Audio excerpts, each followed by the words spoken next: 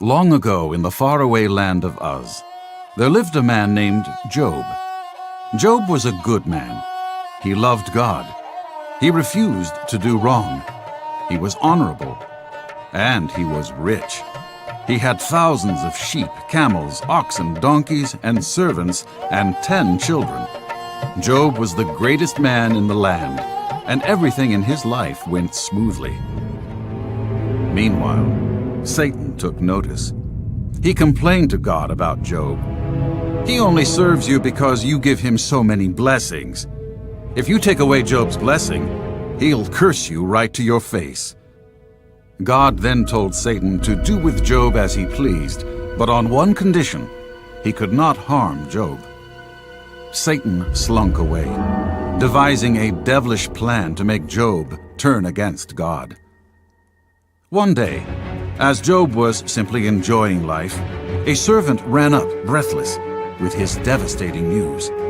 All the oxen and donkeys were stolen by an invading force, and the servants were killed. I barely escaped.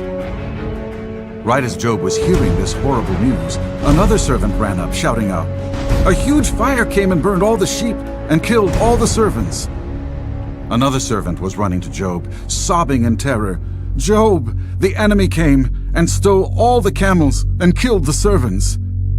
The servant had hardly finished when another servant came running to Job, screaming the most horrible news of all. "Your children were having a feast together, and a terrible wind destroyed the house. Your children are all dead." In an instant, Job lost everything, his wealth and his family. They were gone. The grief was painful. Job tore his clothes, shaved his head, and fell on the ground. Satan thought Job was going to be mad at God, but instead, Job worshipped God.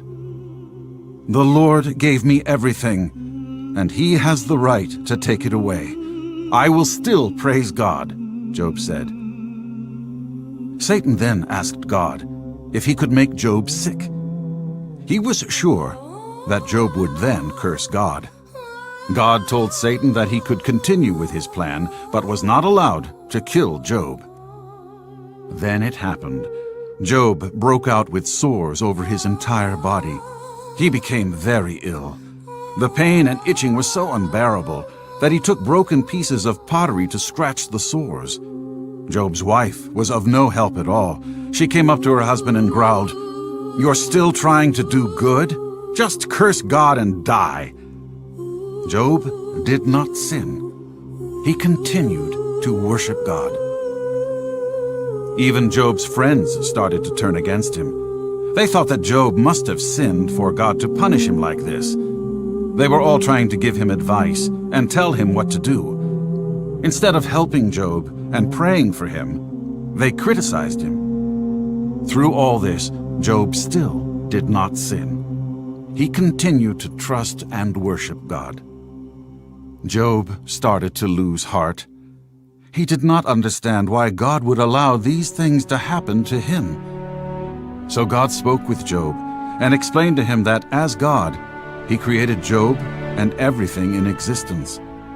As God, no one had the right to question Him or His decisions, even though it may not make sense.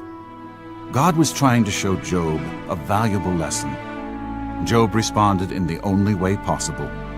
He worshiped and he repented. Eventually, Job's suffering stopped. Satan's plan did not work. Job still loved God. God was so pleased with Job that He healed him and gave him back everything he lost.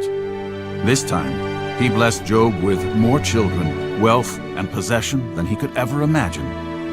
Job even lived until he was 140 years of age. The end of Job's life was even better than his beginning.